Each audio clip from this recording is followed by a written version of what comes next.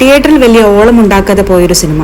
പക്ഷേ ആ സിനിമ OTTയുടെ ചെറുചതുരത്തിൽ ഇന്ത്യയാകെ വലിയ ചർച്ചകളും കയ്യടികളും നേടുന്ന കാഴ്ച. ആ സിനിമയ്ക്ക് ലാപ്പത്ത ലേഡീസ് എന്ന് പേര്. ഇന്ത്യയുടെ ഗ്രാമങ്ങളിലാണ് ക്യാമറ പോയിരിക്കുന്നത്. 2 ചെറുപ്പക്കാരികളായ സ്ത്രീകളാണ് മുഖ്യ കഥാപാത്രങ്ങൾ. ഇവരുടെ കല്യാണ കഥയിലൂടെ ഇന്ത്യൻ പെണ്ണുങ്ങൾ എതിരിടുന്ന ഒട്ടൊരുപാട് പങ്കപ്പാടുകളിലേക്ക് ക്യാമറ തിരിയുന്നു. ലളിതസുന്ദരമായി കഥ പറയുമ്പോൾ കാഴ്ചക്കാർ പോലും അറിയാതെ വലിയ വലിയ കാര്യങ്ങൾ പറഞ്ഞു തരുന്നു ഈ ചെറിയ വലിയ സിനിമ. 2024 എടുത്തു പറയത്തക്ക ഒരു വിജയം സംഭവിക്കാത്ത ബോളിവുഡ് മാർച്ച് 1 6 ചിത്രങ്ങൾ റിലീസ് ചെയ്യുന്നു. കൂട്ടത്തിൽ അമീർ ഖാൻ നിർമ്മിച്ച ലാപ്പത്ത ലേഡീസും. അമീറിന്റെ മുൻ ഭാര്യ കൂടിയായ കിരൺ റാവു ആണ് ചിത്രം സംവിധാനം ചെയ്തത്. പറയത്തക്ക താരനിരയൊന്നുമില്ല. മാസ് ഡയലോഗ്, ഡാൻസ്, ഫൈറ്റ് എന്നിങ്ങനെ വിജയ ചേരുവകളൊന്നുമില്ല. ഓരോ ദിവസവും സ്ഥിരതയില്ലാതെ ഏറിയും കുറഞ്ഞും ലഭിച്ച കളക്ഷൻ. ഒപ്പം ഇറങ്ങിയ 5 ചിത്രങ്ങൾക്കൊപ്പം ലാപ്പത്ത ലേഡീസും ആരാലും ശ്രദ്ധിക്കാതെ പോയി. എന്നാൽ റിലീസ് ചെയ്ത് 2 മാസങ്ങൾക്ക് ഇപ്പുറം കഥ മാറുകയായിരുന്നു. ആരാലും അറിയപ്പെടാതെ പോയൊരു ചിത്രം രാജ്യമാകെ ചർച്ച ചെയ്യുകയാണ്.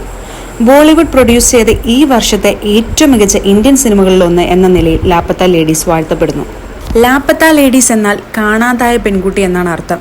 സമൂഹം നിർവചിച്ചു തന്ന കടമകൾക്കിടയിൽ സ്വന്തം ഐഡന്റിറ്റി നഷ്ടപ്പെട്ട സ്ത്രീകളുടെ കഥയാണിത്. നൂറ്റാണ്ടുകളായി ഈ രാജ്യത്തെ പെൺകുട്ടികൾ വഞ്ചിക്കപ്പെട്ടുകൊണ്ടിരിക്കുന്നു. ഈ വഞ്ചനയുടെ മറ്റൊരു പേരാണ് കുടുംബത്തിൽ പിറന്ന അടക്കവും ഒതുക്കവുമുള്ള പെൺകുട്ടി. അത്തരത്തിൽ വഞ്ചിക്കപ്പെട്ട പെൺകുട്ടിയാണ് ഫൂൾ. ഭർത്താവില്ലാതെ സ്വന്തം ഭവനത്തിലേക്ക് തിരികെ പോകുന്നത് അപമാനമാണെന്ന് വിശ്വസിക്കുന്ന, വീട്ടുജോലികൾ ചെയ്യാനും നാമം ജപിക്കാനും പഠിച്ച് നല്ല വീട്ടമ്മയാവാനും ചെറുപ്പം മുതലേ ട്രെയിൻ ചെയ്യപ്പെട്ടതിൽ അഭിമാനം കൊള്ളുന്നതാണ് ഫൂൾ. വീട്ടുജോലികൾ ചെയ്യുന്നതൊഴിച്ച് വീടിന് പുറത്തേക്കും ഒന്നും അറിയേണ്ടതില്ലാത്ത, അല്ലെങ്കിൽ അറിയുന്നതിൽ നിന്നും വിലക്കപ്പെട്ട അനേകം പെൺകുട്ടികളിൽ ഒരുവളാണ് ഫൂൾ. സ്വന്തം വീട്ടിലേക്കുള്ള വഴി അറിയില്ലെങ്കിലും ഭർത്താവിൻ്റെ പേര് ഉച്ചരിച്ചില്ലെങ്കിലും താൻ വലിയ മൂല്യബോധത്തിലും സംസ്കാരത്തിലുമാണ് വളർന്നതെന്ന് വിശ്വസിച്ചവൾ. ഇതിൽ മറ്റൊരു നായിക കഥാപാത്രമാണ് പെൺകുട്ടി ജയ. ഫൂളിൽ നിന്നും വളരെ വ്യത്യസ്തയാണ് ജയ. പഠിച്ച് എന്തെങ്കിലുമൊക്കെ ആയിത്തീരാൻ ആഗ്രഹിക്കുന്നവൾ. എന്നാൽ വിവാഹമാണ് ഒരു പെൺകുട്ടിയുടെ അന്തിമമായ ലക്ഷ്യസ്ഥാനം എന്ന് വിചാരിച്ച അമ്മ ഉള്ള സ്ഥലം വിറ്റ് സ്ത്രീധനം കൊടുത്ത് അവളെ വിവാഹം കഴിപ്പിച്ചു വിടുകയാണ്. അതും 2ാം വിവാഹം, ഒരു ക്രിമിനലിന്. ഫൂൾ ചെല്ലേണ്ടിയിരുന്ന വീട്ടിലേക്കാണ് ആളുമാറി ജയ എത്തുന്നത്.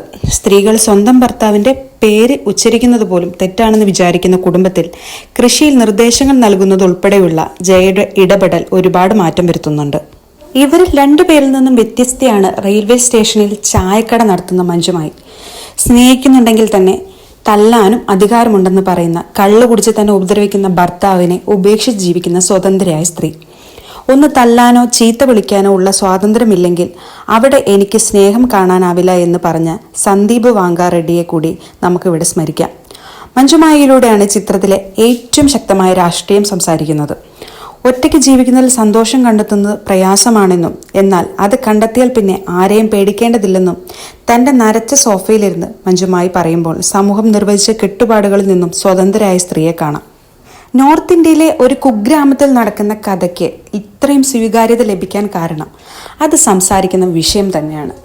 വിവാഹത്തിനായി സ്വപ്നങ്ങൾ ഉപേക്ഷിക്കാൻ നിർബന്ധിതയാവുന്ന ജയു, ചിത്രം വരയ്ക്കാനുള്ള കഴിവ് മെത്തക്കടിയിൽ ഒളിപ്പിച്ചു വെക്കേണ്ടി വരുന്ന പൂനവും, ഭർത്താവിൻ്റെയും മക്കളുടെയും ഇഷ്ടം നോക്കി തനിക്ക് പ്രിയപ്പെട്ട രുചികൾ മറന്നുപോയ ദീപകിൻ്റെ അമ്മയും ഇന്നും നമ്മുടെ വീട്ടിലും അയൽപ്പക്കത്തുമൊക്കെയുണ്ട്.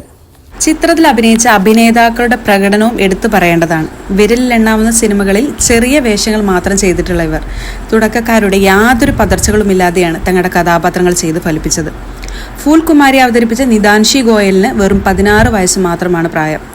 ഈ ചെറിയ പ്രായത്തിൽ തന്നെ ആ പെൺകുട്ടിയുടെ മികവ് അറിയാൻ ഫൂൽ കുമാരിയായുള്ള പ്രകടനം മാത്രം വിലയിരുത്തിയാൽ മതിയാവും. സ്പർശിത പ്രകടനം തന്നെ ഞെട്ടിച്ചുവെന്നാണ് സാക്ഷാൽ അമീർ ഖാൻ തന്നെ പറഞ്ഞത്. ജയ അവതരിപ്പിച്ച പ്രതിഭാരത്നയ്ക്കും ആരാധകർ ഏറെയാണ്.